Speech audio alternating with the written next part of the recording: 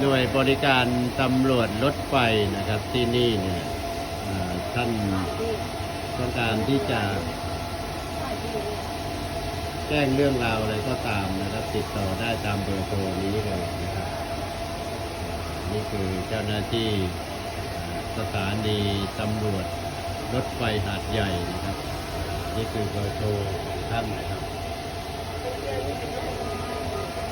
สามารถจดจำเบอร์โทรนี้แล้วก็โทรได้ทุกเรื่องราวเกี่ยวกับความปลอดภัยของสถานีรถไฟนะครับ